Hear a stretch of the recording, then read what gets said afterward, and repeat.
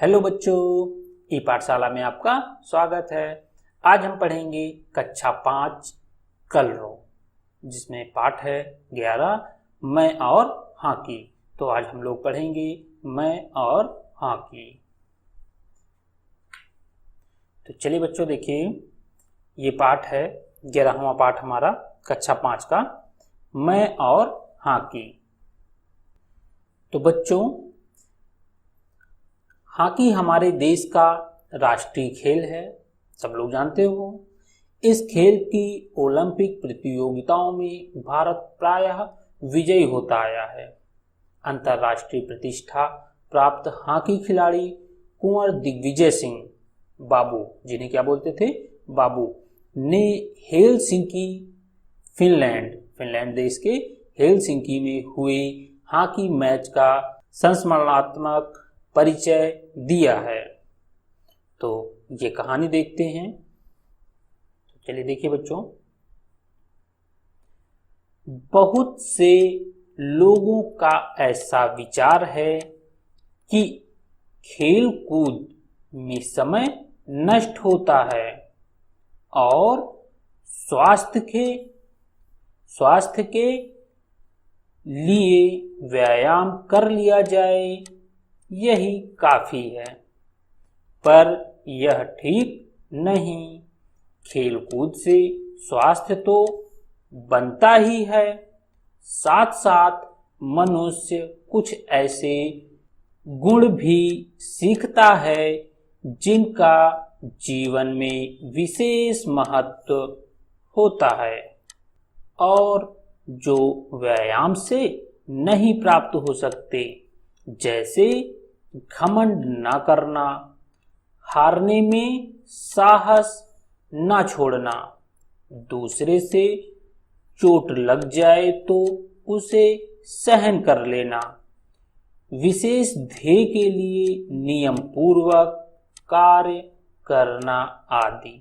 तो ये चीजें हम व्यायाम से नहीं प्राप्त कर सकते, जो कि हमें सिर्फ खेलों से मिलते हैं। लोग सफलता ना पाने पर साहस छोड़ बैठते हैं और दोबारा प्रयास नहीं करते, परंतु खिलाड़ी ऐसा नहीं करता। हार के बाद भी वह प्रयास करता रहता है कि हारी बाजी जीत लेता है। चलिए आगे देखते हैं।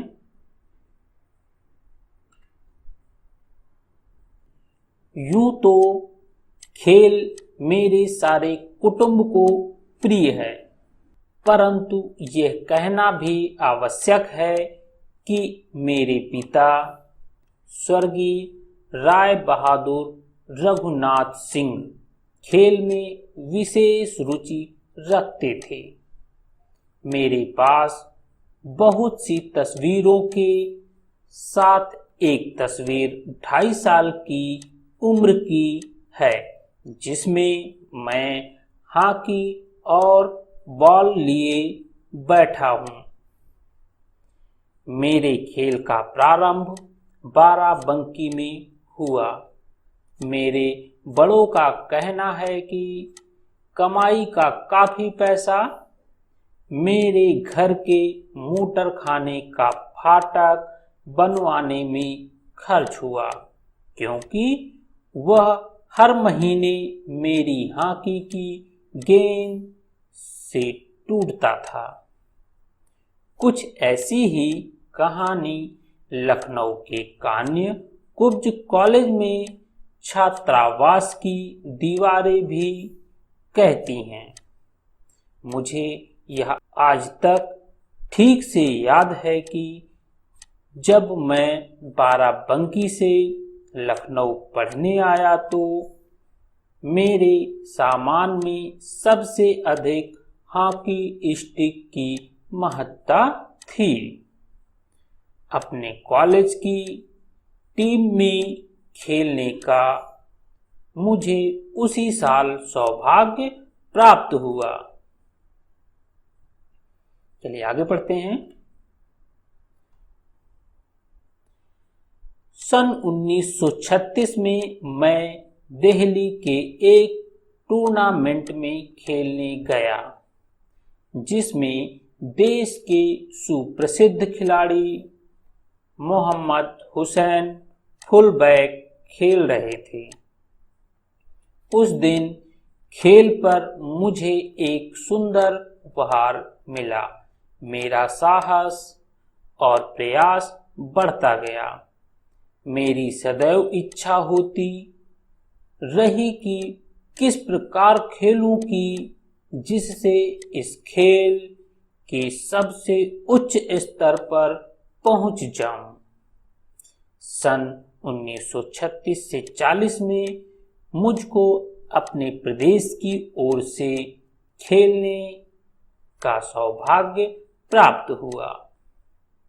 सन 1946 से 47 में मुझको पहली बार भारत की टीम की ओर से खेलने का अवसर मिला।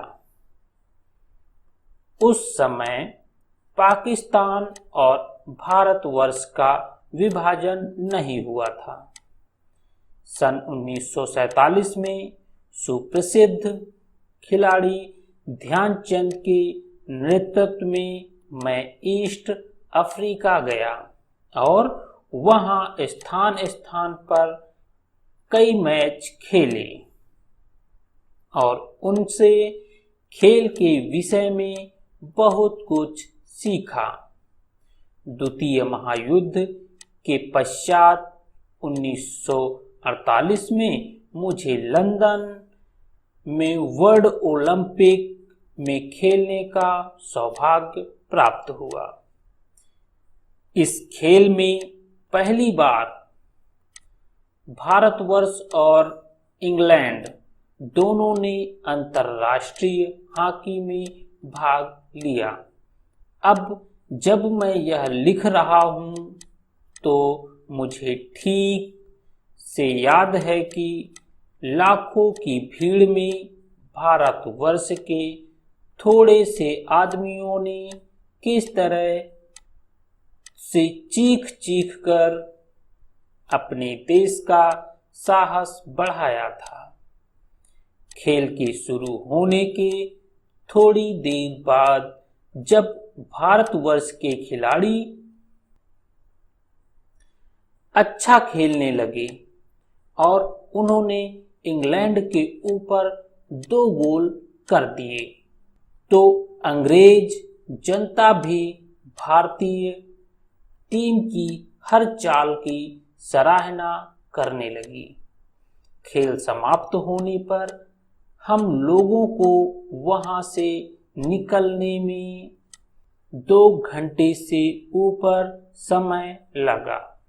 इतनी देर में वे लोग भारतीय टीम की प्रशंसा करते रहे और किसी ने हस्ताक्षर मांगे, किसी ने खाने पर तो किसी ने चाय पर आमंत्रित किया।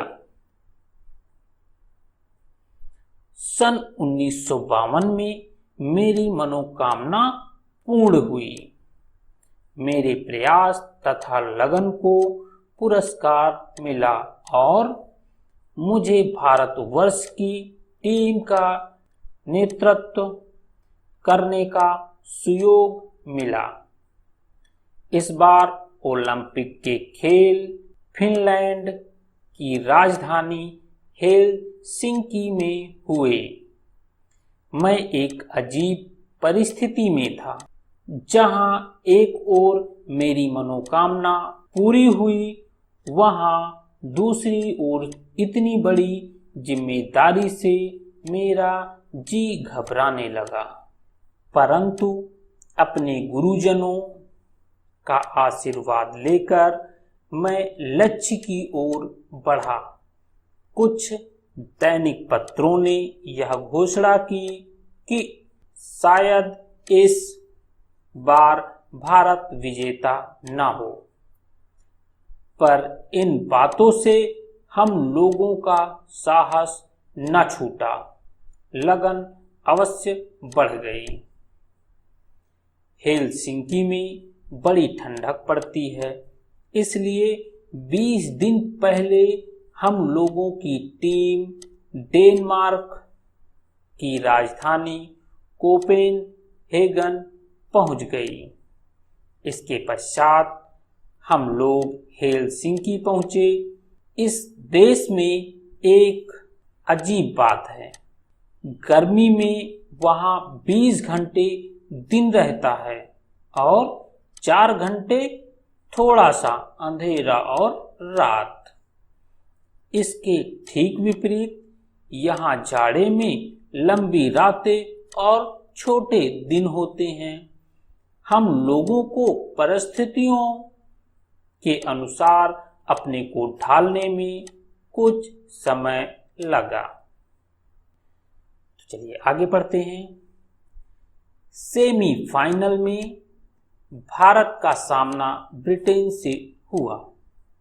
ब्रिटेन के एक गोल के विरुद्ध भारत ने 3 गोल किए और वह विजयी घोषित हुआ। मुझे आज तक याद है कि सेमीफाइनल के बाद जो 2 दिन का अवकाश मुझे मिला वह किस तरह कटा, परंतु साहस और धैर्य ने साथ नहीं छोड़ा। फाइनल मैच में हमारी टीम का मुकाबला नीदरलैंड की टीम से हुआ। यद्यपि पहले से ही किसी के मन में संदेह नहीं रह गया था कि विजयश्री भारत को मिलेगी, तथापि नीदरलैंड की टीम ने प्रशंसनीय कौशल का प्रदर्शन किया। खेल आरंभ होने के 15 मिनट तक दोनों टीमें बराबर रहीं। इसके बाद हमारी टीम ने गोल करना शुरू किया और 15 मिनट के अंतराल पर उस पर 4 गोल किए। हाफ टाइम के बाद नीदरलैंड की टीम ने और भी चौकस खेल दिखाया और उसने 1 गोल भी किया, लेकिन इसके विरुद्ध हमारी टीम ने और 2 गोल किए। इस तरह से हमने नीदरलैंड के 1 गोल के विरुद्ध उसे 6 गोल से हराया। चलिए आगे पढ़िए बच्चों।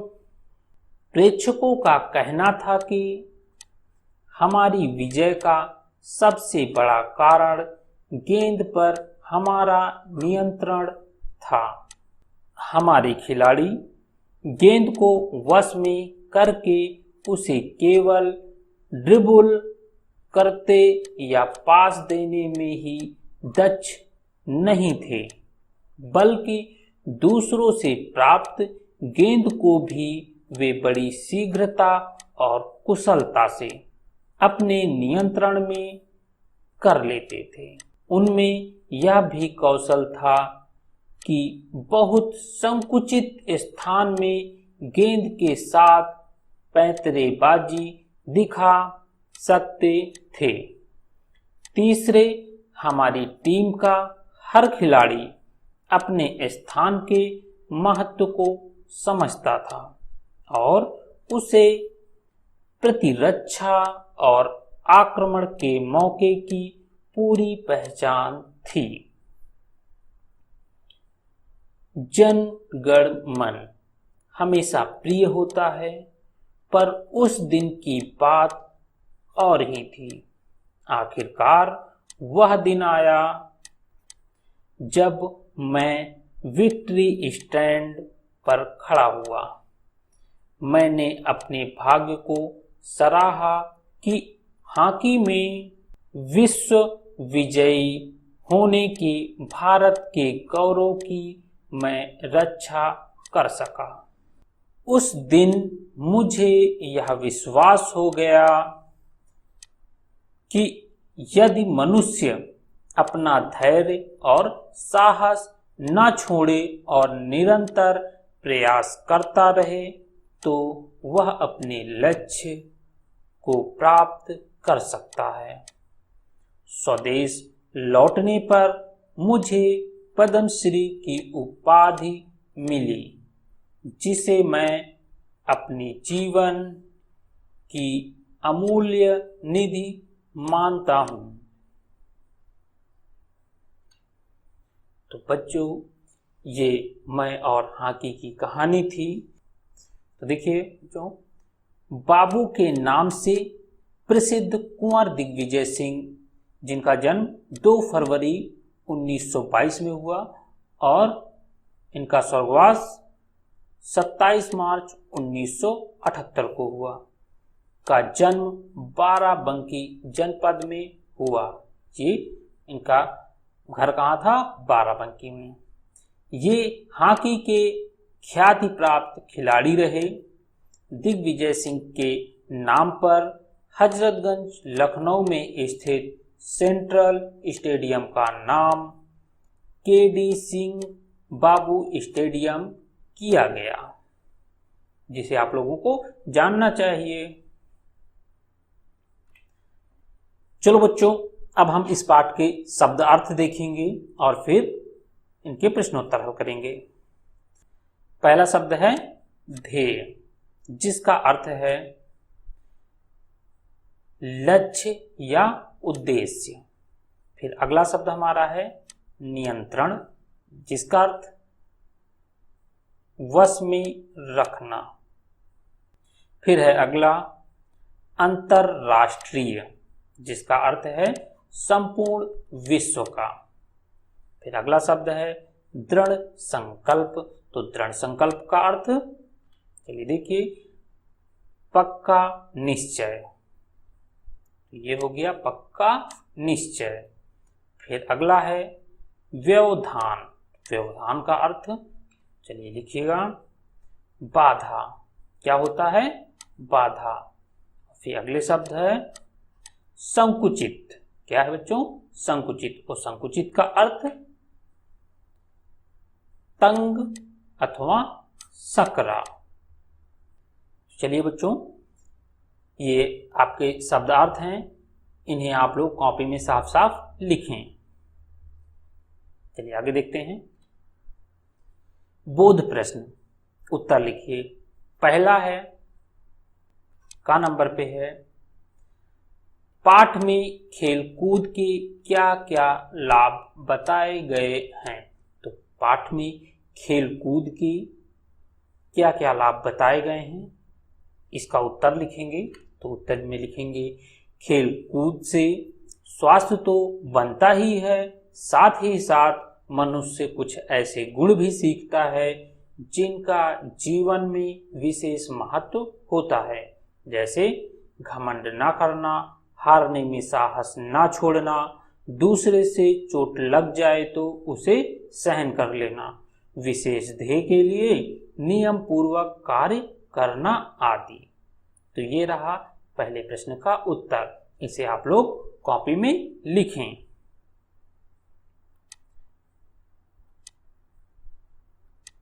कॉपी में लिखिए और फिर इसे याद भी करना है। चलिए, खा नंबर पे अगला प्रश्न है, लेखक का स्वप्न कब पूरा हुआ।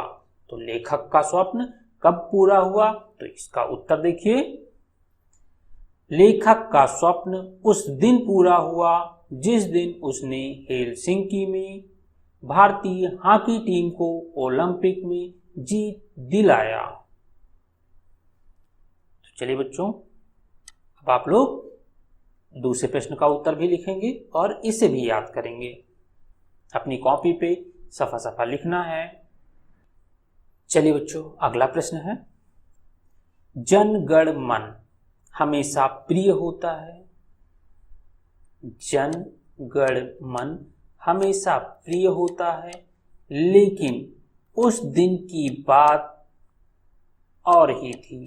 लेखक ने ऐसा क्यों लिखा है। तो इसका उत्तर आपको बताना है कि जन गण मन हमेशा प्रिय होता है, लेकिन उस दिन की बात और ही थी, लेखक ने ऐसा क्यों लिखा है? तो इसका उत्तर हम लिखेंगे, लेखक ने ऐसा इसलिए लिखा है क्योंकि जन गण मन राष्ट्रगान होने के कारण वैसे ही हर भारतीय को प्रिय है, लेकिन उस दिन लेखक को यह राष्ट्रगान अधिक कर्णप्रिय इसलिए लग रहा था क्योंकि उस दिन वे हॉकी में विश्व विजयी होने के भारत के गौरव की रक्षा कर सके थे। ठीक है बच्चों, तो आप लोग इस प्रश्न के उत्तर को भी अपनी कॉपी पे सफा सफा लिखेंगे और फिर इन्हें याद करेंगे। अगला प्रश्न है, लक्ष्य को प्राप्त करने के लिए क्या होना आवश्यक है? तो लक्ष्य को प्राप्त करने के लिए क्या होना आवश्यक है? तो उत्तर लिखेंगे, लक्ष्य को प्राप्त करने के लिए मनुष्य का दृढ़ संकल्प, धैर्यवान और साहसी होना आवश्यक है। इस प्रश्न का उत्तर भी आप लोग कॉपी पे लिखिए और फिर इन्हें याद करिए। अब अगला प्रश्न में है, तुम्हारी कलम से।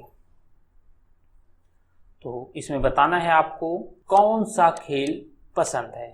आपको कौन सा खेल पसंद है ये आप लोग लिखेंगे।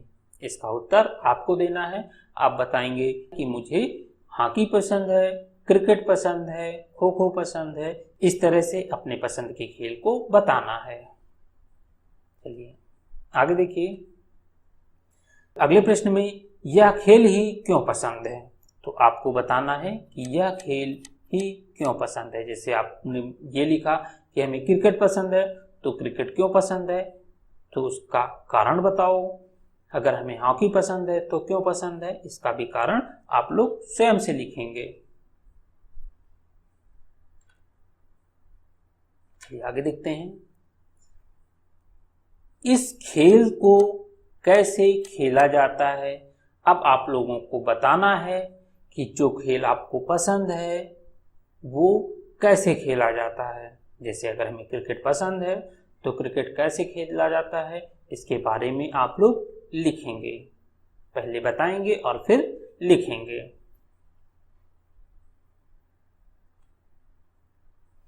अब इस खेल को कितने लोग एक साथ खेलते हैं। अब आपको बताना है जो खेल आपको पसंद है उस खेल को कितने लोग मिलकर साथ में खेलते हैं, उसकी संख्या बतानी है।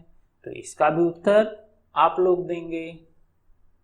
अगर नहीं पता है तो टीचर से पूछेंगे, फिर वो आपको बताएंगे कि हाँ इस खेल में कितने लोग खेलते हैं, कितने खिलाड़ी खेलते हैं।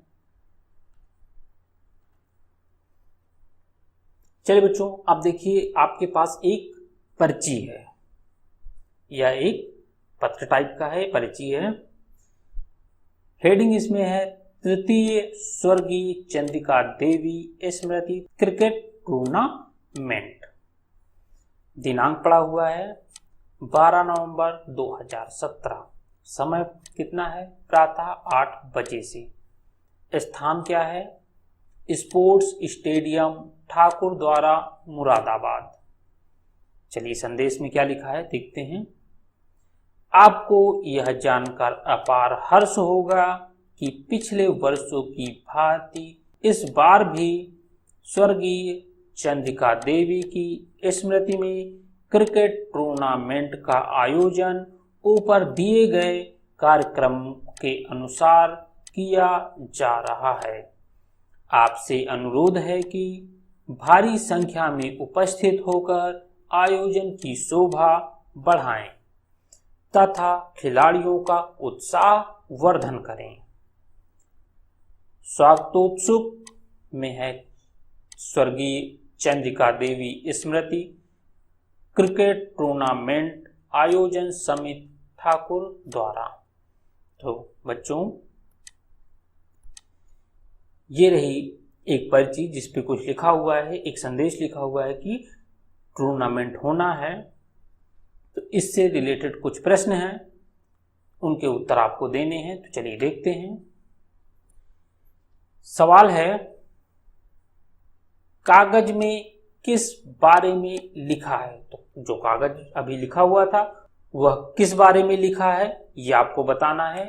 तो लिखेंगे, कागज में स्पोर्ट्स स्टेडियम ठाकुर द्वारा मुरादाबाद में दिनांक 12 नवंबर 2017 को प्रातः 8 बजे से आयोजित होने वाले तृतीय स्वर्गीय चंद्रिका देवी स्मृति क्रिकेट टूर्नामेंट के बारे में लिखा है। तो इस तरह से इसका उत्तर लिखेंगे आप लोग। अगला है, कागज पर लिखी सूचना को पढ़कर सोहनी को क्या करना चाहिए? तो इसका उत्तर लिखेंगे, कागज पर लिखी सूचना को पढ़कर सोहनी को आयोजन की शोभा बढ़ाने तथा खिलाड़ियों का उत्साहवर्धन करने हेतु 12 नवंबर 2017 को सही समय पर ठाकुर द्वारा स्पोर्ट्स स्टेडियम मुरादाबाद पहुंचना चाहिए। ठीक है बच्चों, तो इस तरह से इस प्रश्न का उत्तर हम ये लिखेंगे। तो आप लोग सफा सफा अपनी कॉपी में ये उत्तर लिखेंगे। अब अगला प्रश्न है, आपने भी मैदान में टेलीविजन पर कोई ना कोई मैच देखा होगा। उस मैच के बारे में अपने अनुभव संक्षेप में बताइए। तो बच्चों, इस प्रश्न का उत्तर आप लोग बताएंगे कि आपने कहीं मैदान में या टेलीविजन पर कोई मैच देखा होगा, तो उसके बारे में अपने अनुभव को बताएंगे, लिखेंगे। अब है अब करने की बारी। तो अब करने की बारी में पता कीजिए और लिखिए। तो चलिए बताइएगा, हमारे देश का राष्ट्रीय खेल कौन सा है? तो हमारे देश का राष्ट्रीय खेल कौन सा है? तो हमारे देश का राष्ट्रीय खेल हॉकी है। आप लोग उत्तर लिखेंगे, हमारे देश का राष्ट्रीय खेल हॉकी है। अगला प्रश्न देखिए, राष्ट्रीय खेल दिवस कब मनाया जाता है? तो इसका उत्तर लिखिए, 29 अगस्त को भारत में राष्ट्रीय खेल दिवस मनाया जाता है। तो 29 अगस्त को भारत में राष्ट्रीय खेल दिवस मनाया जाता है। इसका उत्तर आप लोग लिखिए। अगला प्रश्न है, राष्ट्रीय खेल दिवस किसकी याद में मनाया जाता है? तो इसका उत्तर लिखेंगे आप लोग कि राष्ट्रीय खेल दिवस भारत के सुप्रसिद्ध हॉकी खिलाड़ी और हॉकी के जादूगर कहे जाने वाले मेजर ध्यानचंद की याद में मनाया जाता है, क्योंकि 29 अगस्त मेजर ध्यानचंद का जन्म दिवस है। चलिए बच्चों, इसका भी उत्तर आप लोग लिख लीजिए। अब करने की बारी में अगला प्रश्न है खा नंबर पे, कुछ वर्ष पहले हॉकी पर आधारित एक हिंदी फिल्म आई थी, चक दे इंडिया। क्या आपने वह फिल्म देखी है? नहीं तो अपने माता पिता अथवा शिक्षक से अनुरोध कीजिए कि वह कंप्यूटर अथवा प्रोजेक्टर या अन्य किसी माध्यम से आपको फिल्म दिखाएं। देखने के बाद लिखें। तो देखने के बाद आप लोगों को कुछ उत्तर लिखने हैं। तो कौन कौन से उत्तर हैं, कौन कौन से प्रश्न हैं, ये देखिए और फिल्म देखने के बाद फिर आप लोग अपने हिसाब से उनके उत्तर दीजिएगा। फिल्म में किन किन खेलों की झलक देखने को मिली?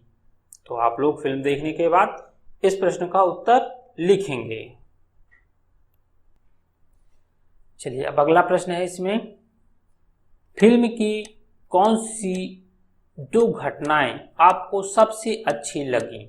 इसका भी उत्तर आप लोग लिखेंगे फिल्म देखने के बाद कि कौन सी 2 घटनाएं आपको सबसे अच्छी लगी। फिर अगला प्रश्न है, फिल्म की कौन सी बातें आप अपने जीवन में उतारना चाहेंगे? तो फिल्म देखने के बाद फिल्म से समझिएगा कि फिल्म की कौन सी बातें आप अपने जीवन में उतारना चाहेंगे, इसके बारे में लिखेंगे। ठीक है बच्चों, अब है मेरे 2 प्रश्न। पाठ के आधार पर 2 सवाल बनाइए। तो 2 सवाल बनाने हैं। पहला सवाल है, सन 1947 में लेखक किस खिलाड़ी के नेतृत्व में हॉकी खेलने ईस्ट अफ्रीका गए? दूसरा प्रश्न है, हेलसिंकी में ऐसी कौन सी अजीब बात है जिसकी चर्चा पाठ में लेखक ने की है? तो इस तरह से हम 2 सवाल बना सकते हैं। चलिए बच्चों, इस पाठ से मैंने सीखा और मैं करूंगी या करूंगा, इनके उत्तर देने हैं। तो इस पाठ से मैंने क्या सीखा ये आप लोग बताएंगे, और अगर कुछ सीखा है तो क्या करोगे। अगर कुछ सीखा है इस पाठ से तो आप लोग अपने जीवन में उनका क्या करोगे ये भी आप लोग लिखिए। चलिए बच्चों, अब ये पाठ हुआ हमारा समाप्त। इस पाठ के अभ्यास कार्य को अपनी अभ्यास पुस्तिका में लिखो और फिर इन्हें याद करो। धन्यवाद।